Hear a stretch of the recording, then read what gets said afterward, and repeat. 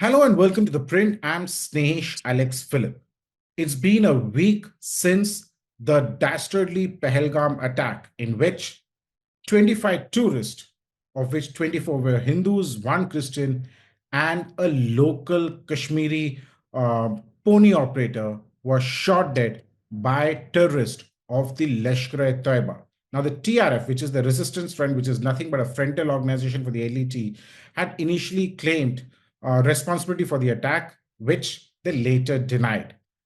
To understand what is happening on the ground, what can be expected in future, I have with me the former Northern Army Commander, Lieutenant General D S Hooda. Thank you so much, sir, for joining here at The Print. A pleasure, Snesh. Viewers, of course, sir, you don't need an introduction, but just for viewers who might be new to this program, General Hooda was the Northern Army commander and the key person behind the planning of the surgical strike in 2016. He is someone who's commanded multiple times in Jammu and Kashmir. For example, from 2012 to 2014, he was the 16 Corps commander. The 16 Corps, which is based in Nagrota, which looks after the operations in Jammu, and then became the Northern Army commander. So, my first question to you, why do you think the Pahalgam attack took place? Yeah, so Snesh, this is something that always comes up. You look at the conditions in Pakistan, economically, politically, internal security is a mess, and say why would Pakistan undertake such a deliberate, and I call it a deliberate sort of provocation that could lead to possible military action by India. Uh, to me, the sense I get is the Pakistan military, particularly the army, has been under tremendous pressure, uh, both in Khyber Pakhtunkhwa and in Balochistan, where they're regularly getting hit by militants. Uh, the Chinese have also put pressure on Pakistan that you are unable to protect Chinese citizens, you are unable to protect assets of the China-Pakistan economic corridor. Uh, and I think to stave off some of this pressure, uh, there's also sort of political pressure on Pakistan Army that they are in some ways responsible for the fact that Imran Khan, who's today considered the most popular leader, is in prison. And I think this what has been done is a bit of a lashing out against India to sort of restore Pakistan military capability. If military action happens, uh, you will find the country sort of coming behind the Pak military and the Pak army. And finally, let me say, Snehesh, personalities matter. Yeah. So General Munir is not General Bajwa, who had a more sort of reasonable and pragmatic view of Pakistan's position, India-Pakistan relations, etc. I mean, we've heard his absolute rant on television talking about Kashmir being juggled away, in, two-nation theory, etc. So I think it's a combination of all this that has led them to take this provocative step. Okay. There is no denying about the fact that Pakistan Army, as of now, at least before the attack, was hugely unpopular. I used to laugh at the number of memes that used to come out from Pakistan about on the social media. Oh, so you're trying to say that this is General Muni's own personality and also an attempt to bring Pakistan together, because I always said that the relevance of Pakistani military lies in the hatred towards India and the Indian Army. Absolutely. I mean, this is a consistent theme. Pakistan Army is the defenders of Pakistan's ideology, Pakistan's ideological faith. It's also, Snehesh, when you look at nature of civil-military relations, also impacts strategic decision making. So there are completely no political checks and balances on Pakistan's military, and they have been seen to have taken steps without understanding political diplomatic ramifications, just as we saw in Kargil. And so when there are no political checks and counterbalances, then the military tends to take these kind of strategic decisions. So, it's been a week since this attack has happened. And we all know that there's a massive operation which is underway by the Indian Army, the SOG of the Jammu and Kashmir Police, the CRPF, and the Jammu and Kashmir Police itself, the larger personnel, to track down the perpetrators of this attack, the on ground perpetrators of this attack. It's been a week, but there has been no success. Now, many would question why is that so? So, hence, I throw this question at you, sir. If you could explain what are the challenges involved in this particular operation, the kind of topography that is there, and the level of coordination and movement that is needed, sir. So, where this meadow is and from where these people would have escaped. Firstly, it's mountainous. It's covered with thick jungles and thick forests. Uh, there are many routes that they could take to move out from here. I mean, it's a handful of I don't know, 3, 4, 5 guys. So it's not as if it's such a big group that can be detected. So there are limitations. People say you could have drones. But drones would be of little use in these areas. And as time passes, uh, there are multiple routes, as I said, to escape. They could go towards Srinagar. They could go towards Bandipur. They could actually cross over because this area is also close to Kishtwar. Cross over into the Jammu region. So there are sort of challenges to track down a small group with the difficulties of the kind of terrain that exists in this area. And obviously, these are people on foot, and so movement on foot is slow. So trying to get a sort of a pinpoint exact numbers. Population density also, particularly if you are crossing over into the Kishtwar side, is low. So trying to get human intelligence is also a bit of a problem. Uh, so that there are challenges, Nesh, but I am confident at some stage these guys will be caught. Absolutely. There's no doubt about the fact that eventually these guys will be caught. So I just wanted to understand in 2019, when Pulwama happened, India reacted with a Balakot strike. Now, since then, what we've noticed, at least that is what I've been told, is that subsequent operations by these Pakistani terrorists who's infiltrated in large numbers since 2021, and mostly from the IB sector. And when I say IB sector, it's not just the Jammu side, but the other parts of the IB sector also from where they have come in. Uh, I'm told that they have been very careful in carrying out operations, even in ambushes. They made sure that the casualty figures are never too high. There were times when the casualty figures could have been higher, but they tried to keep the toll to about five odd casualties, and then move away from that location rather than engage and kill more. But suddenly, in the last 1 year, at least since General Munir took over, the increase and the intensity of these operations by terrorists have increased. You had an attack on the Riasi bus attack, in which the passengers were lucky enough that the bus fell into a gorge. Otherwise, the casualties would have been much higher. And then subsequently, so is this a calculated move on the Pakistani military part, sir, to escalate? Snesh, I have absolutely no doubt. So if you look at the past year and a half, there has been a deliberate effort to escalate violence in areas which were otherwise completely quiet. You mentioned Riyasi, had been quiet for more than a decade. We saw incidents in the Kathua district Yeah, where for at least 15 years there had been nothing. yeah. Last year, the DGP gave a figure of about 100 terrorists have infiltrated. And he also said that these are better trained terrorists.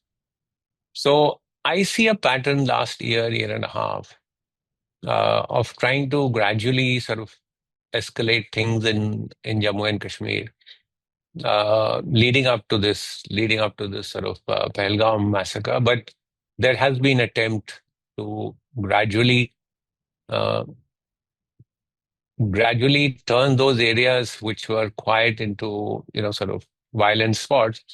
And you've seen the result of that, right? The Indian Army has had to push in more troops, bring in more greater focus now on the Jammu region, etc. So this has been happening. Okay. Uh, so, many would say that since the Balakot strike, it's been so many years, and the effect of the Balakot strike or the fear element that India could actually strike inside Pakistani territory and not the Pakistan occupied Kashmir, the fear has gone.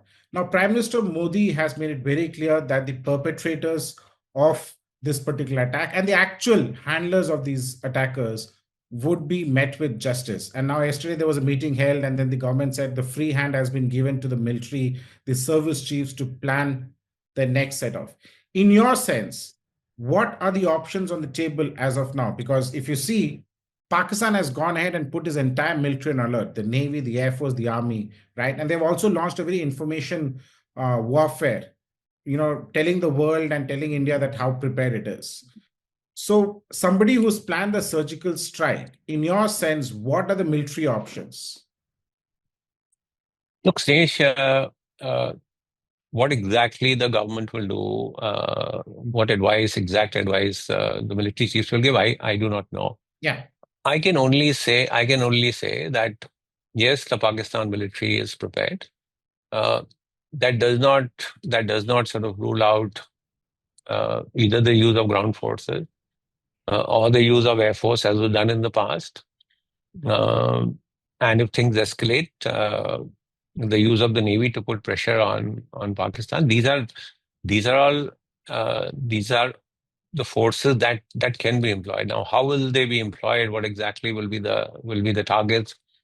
Today, we have the capacity for standoff attacks uh, from the air.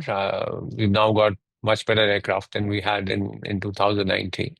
yeah. Uh, the use of unmanned aerial vehicles has been seen around the globe. So those are also there are options that are available now. How, in what way, in what combination, in what intensity?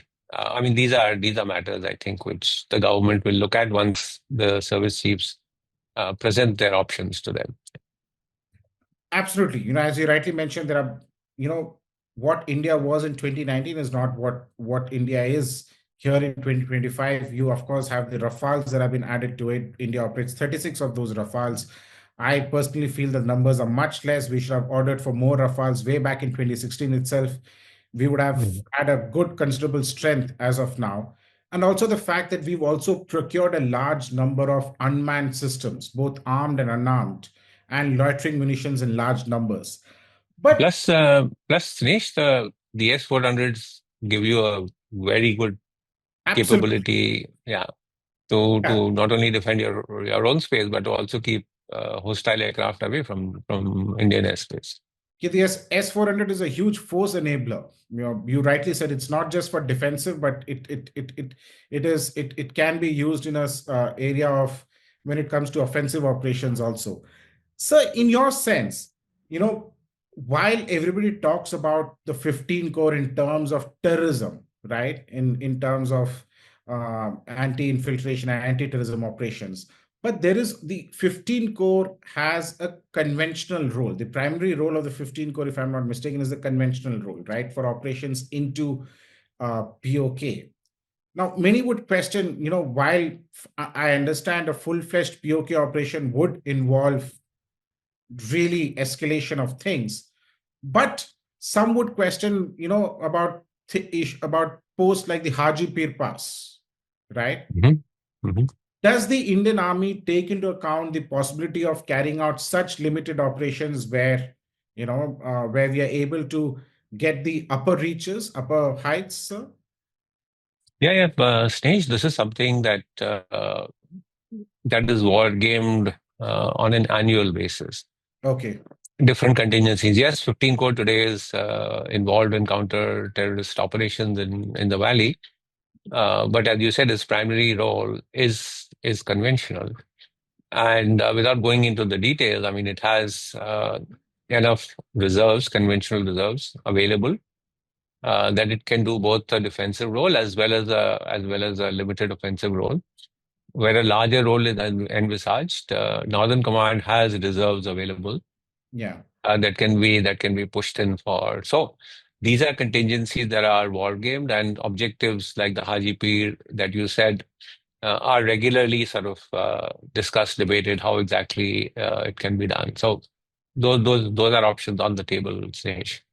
Those are options on the table. So, in your sense, where do you see the Indo-Pak relations going from here? Not just pure in terms of military. The 2025 ceasefire is up in flames. There has been ceasefire violations all across the LOC. Earlier, it was only in the Kashmir side, but now also on the Jammu side. But where do you think this Indo-Pak tie is going from here? Look, yeah, I think they are at quite rock bottom right now. Uh, there were already problems with Indo-Pakistan ties. I mean, there were no high commissioners. Uh, the high commissions had been scaled down. Literally, there was no diplomatic exchanges Yeah. happening at all. Uh, economic linkages were also sort of non-existent, except in some indirect way. And what has happened now is going to put further strains. I, I would say tensions are extremely high. How do we look at this sort of going forward? Snehesh, I have always said we need a long-term, uh, consistent strategy on how to deter Pakistan from using terrorism as an instrument of trade policy, and that strategy should include your growing diplomatic heft, for the fact that you can bring now greater sort of international pressure uh, to bear on them through the Financial Action Task Force, through the IMF. Uh, it includes military actions where required. Some way of putting indirect pressure. I think in this water treaty being held in abeyance would send a strong message. But there has to be consistency in our strategy to deal with this hostile neighbor. I do not assume that Pakistan is going to sort of change its attitude, in the next coming weeks or few months. So we should look at it from how do we see it over the next 5 years, for example. I'm also happy, the way the political parties have come together. It's very rarely that you see them all coming together. Yeah. This is also an opportunity. This is also an opportunity to take everybody along and say, look, there needs to be a comprehensive way of dealing with Pakistan. That I think is something, frankly, that is currently missing. So you're saying that India cannot be reactionary, right? Pakistan does something and then we react. What you're trying to say is that we need to have a consistent, sustained policy, at least for the next minimum 5 years. Is that what you're saying, sir? Absolutely, Stage. So right now, as you said, we are some event happens, some crisis happens, some major terrorist attack happens. We react to it, and after that, it's like, look, we have done this, and I'm not saying that's not deterrence, but it's more temporary deterrence. And so as I said, a more comprehensive, consistent strategy, and this is how we are doing. Uh, the strategy also must carry some incentives. And I know people will say, what are you talking about? Why incentivize Pakistan? But incentives like, if you change your ways, then maybe, the Indus Water Treaty can be revived or something like that. That's a huge incentive. So I'm saying uh, this long-term thinking will bring all these issues together for us to be able to say, yes, this is the way we are going to deal with Pakistan. So my last question to you, we talk about deterrence, we talk about sustained policy towards Pakistan, right? From military point of view, diplomatic point of view, and other means and manners in which it can be done. But so for deterrence, do you think the India is investing in defense preparedness in the way that it should which could act as a deterrent to the Pakistani military for taking any such action. Today, Pakistan seems to be very confident of how it will respond, right? Because Pakistan feels that it has China on its side, it has Turkey on its side. China is already sending in, has sent in certain types of missiles for the Pakistani Air Force. The Pakistani Air Force is acquiring Chinese aircraft. But do you think from the Indian side, I think there needs to be a larger focus on defense preparedness and not just these piecemeal approach of emergency powers being given and X number of things being bought in limited numbers? I completely agree, Snehesh. So my view is that, look, the government needs to approve a capability development plan and then say, we will fund you. So let's say we have a 10-year capability development plan, and the government says, okay, over the next 10 years, we will fund you so that you are able to acquire this capability. Right now, unfortunately, that is not happening. So your budgetary allocations really are not according to some plan. Okay, now we have given you this much money this year. I'm not saying it completely disregards, for example, equipment that is being bought, Yeah. but is there a plan that this is how we are going to? So I don't say, make it 2% or 2.5% of the budget, as long as you Of the are GDP, clear. Yeah, I mean, people say let's make it 2%, 2.5%. I say a better way is, this is what the Indian military needs over the next 10 years. So many aircraft, so many ships, this kind of navy. The army needs modernization in ABCD, right? So this is our 10-year plan. Now, over 10 years, whatever it costs, we will give you money so that these capabilities are built up. That's a better way of going about and saying, we are doing this, to a concrete plan, and these are the kind of capabilities we require. As you said, sometimes, every AON becomes such a newspaper headline, as if the AON has been given and the equipment is going to come in tomorrow. true, true, absolutely, and I strongly believe that for a credible deterrence, the military there needs to be more spending on the military modernization, and modernization would include not just the traditional ships and submarines, but also on modern technology and faster acquisition process. But thank you so much, sir, for joining us at the print. We're looking forward to what the Indian response would be. And I'm sure that we will have you soon enough back on our channel to discuss the action that India has taken.